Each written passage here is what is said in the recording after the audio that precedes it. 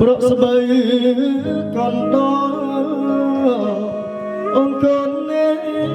ផ្សាជីវភាពល្អខកូនអ្នកមានត្រកូនអ្នកមានសាយុអូនបានសន្យាចប់ការសិក្សា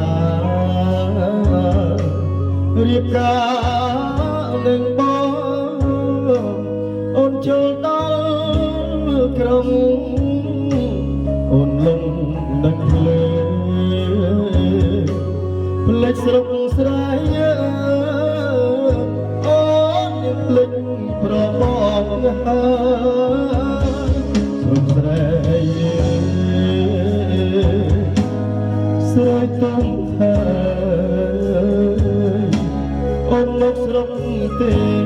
អូនមកស្រុកទេអូនណា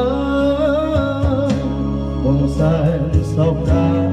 ព្រោះបាត់សង្សារដែលធ្លាប់ពីកើត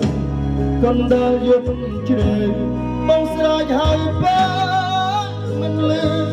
អូនឆ្លើ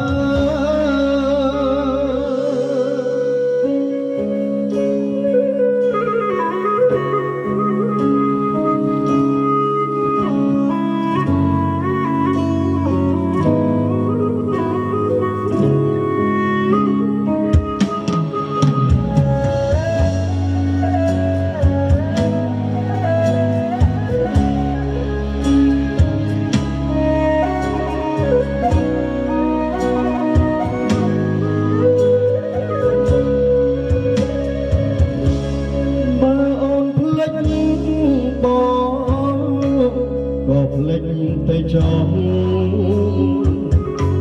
បងស្ដាយស្រស់ណាស់ពលដែលបងធ្លាប់ធ្នងអូនផ្ដល់ស្នាមតាមួយទុកឲ្យបងទុកជាចំណងឲ្យបងរងចាំរកស្រុកស្រែស្រែទំហើយ